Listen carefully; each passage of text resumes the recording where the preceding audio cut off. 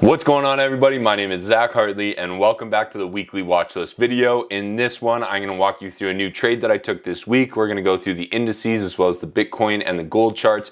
Then I'm going to walk you through a couple of stocks at the top of my watch list going into the week ahead. So I hope you get some value out of this video. And if you do, remember to click that like and subscribe button. Now let's jump into the position. So the company that I took a position into this week is called Cloudflare. Cloudflare is a very, very exciting company. They're doing things in the cybersecurity space, in the data space, in the AI space. They're basically building all of the back-end infrastructure that you need in order to create an AI app and a variety of other things. So they're doing great. The revenue's increasing dramatically. I'm about to do a big video on the company because I just really like the business model. And so I've taken a swing trade in the stock. I've got in around $65. I'm looking to ride it up to around $80, and I've set a stop loss about $6 below my entry point. So it's about a 2.5 risk to return ratio on the swing trade. And if it blows through previous resistance here, I'll just turn it into a trailing stop loss so I can take advantage of it. So I'm letting you guys know early about this trade. I just entered it on Thursday, and if you want to see my actual trades when I buy and sell these stocks, you can check everything out in the Discord chat. The link to it is going to be in the description underneath this video, so definitely check it out. And without any further ado, let's jump into the actual market. So the NASDAQ, we've been watching this 12,000 kind of 200 level for a little while here. We got rejected at the beginning of February, and we've basically been trading around this level now for almost 2 weeks. So super, super crucial. We are looking for either a clear rejection at 12,200 or a breakout of 12,200. And we're probably going to see that on Monday or Tuesday. So it's going to be very, very exciting. The S&P 500, sort of a similar chart. We are hovering around a very, very key level of resistance right now. Anywhere from this kind of 4,000 to 4,200 level. It looks like we've been rejected twice, at least so far in the last 6 months. And now we will just have to see if we can break through it. Again, we're at a kind of a crucial kind of turning point here. It's either going to break out or it's going to pull back. It's going to be one of the others, and it's probably going to happen this week. If you look at the Dow Jones Industrial, it's even more predominant. You can see right here around 34,200. We've been rejected back in August, back in the last quarter of last year, and even at the beginning of this year. So super, super crucial levels for the market, for the indices, and for everything coming into the next week or two here. Now, when it comes to cryptocurrency, it's been it's been an amazing start to the year for Bitcoin in general. It's up 83% year to date. It's been a pretty good last 2 weeks for Bitcoin as well, just crossing above that 30,000 level. And it's very, very nice to see. Honestly, there hasn't been a whole lot of bad news and things that have come out so far this year. The end of last year was absolutely horrific, and that's what has brought us down to that 16,500 point.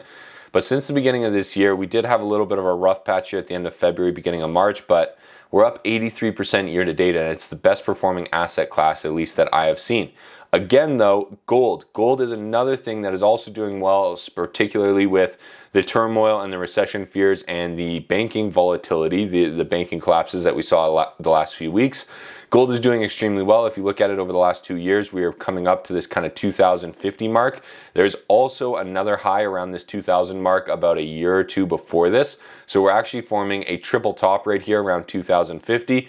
Again, it's going to be super, super interesting to see if we break through this level or if we get rejected. We're coming to kind of a crucial point for gold as well as the market. Now, when it comes to earnings this week, we got a lot going on. The big thing happening is the banks. Pretty much all of the major banks are reporting. We got Charles Schwab, we got Goldman Sachs, we got Bank of America, BNY Mellon. All the big banks are basically going to be reporting this week. We also have Netflix, we got Tesla, we got ASML, we got TSMC. We got lots of companies that are going to be reporting this week, and it's going to be a very, very exciting week. Now, when it comes to inflation, this is super, super important. I mentioned this last week in last week's watch list that the inflation numbers were coming out. They came out last week, and it came down to 5% inflation, which is really nice to see. It is down from the 9.1% that we saw in June. And basically what this chart is showing us is that the Fed's plan is working with regards to bringing down inflation. That is their main mandate: steady employment and low inflation of around 2%. They're doing a good job bringing it down from 9.1 to 5. So we've got maybe 2 or 3 more percent to go. We're making good progress. The problem is, what effect are these higher interest rates having on the economy? And well, it's having a big effect because bankruptcies are actually up so far for both personal and business in 2023. but the bank earnings are doing better than we expected. Those high interest rates actually give a slight opportunity for banks to make more money, which is kind of nice, and it is bringing down inflation. So what is happening there is working with regards to the United States in general. However, internationally, tensions with China are rising. You saw Warren Buffett just kind of skirt around a few answers when he was asked about China and why he sold some of his shares in Asian companies. And it's because there's a lot of tension building up, particularly between the US and China, as well as the rest of the world and China. And they're trying to basically circumvent the US dollar, which is basically being the main currency for trading internationally and for trading oil and gas.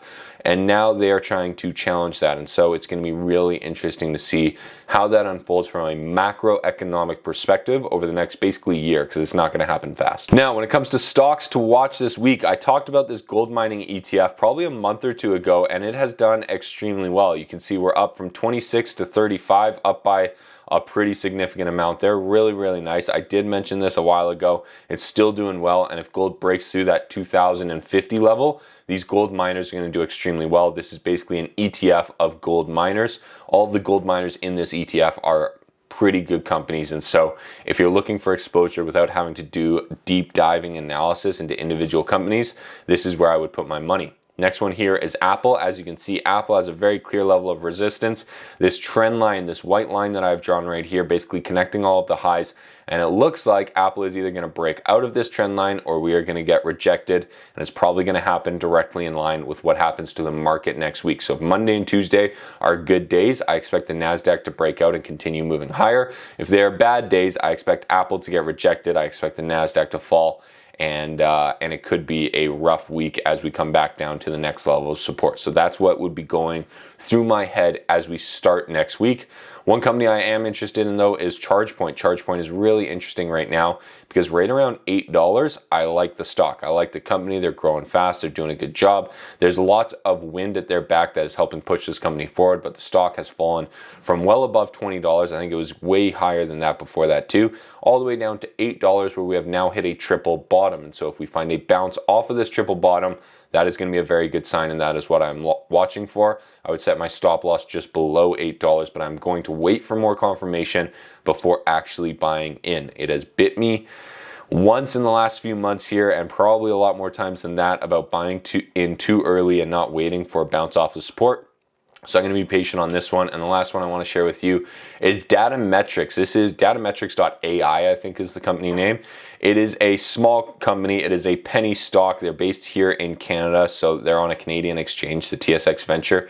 And I'm interested in the stock. We've got some interesting technicals here. We've also got AI kind of taking off. And I did a little bit of research about the company, and I like it at a first glance. So I'm going to dive in a little bit more. It does need some more due diligence, and it's a very small company. So if you're looking for a little penny stock, this is the one on this watch list. Now, if you're interested in learning a little bit more about how to analyze these companies, understand the charts, and really kind of do your own due diligence, definitely check out my free course. It is linked in the description down below with the Discord chat. I'm not going to give you the full sales pitch though. All of the stats are right here. It's going to be the best way that you can spend your time, and it's completely free. And again, if you got any value out of this video, please remember to click that like and subscribe button. I sincerely appreciate it, and we'll see you in the next one. Good luck trading. Good luck investing. We'll talk to you soon.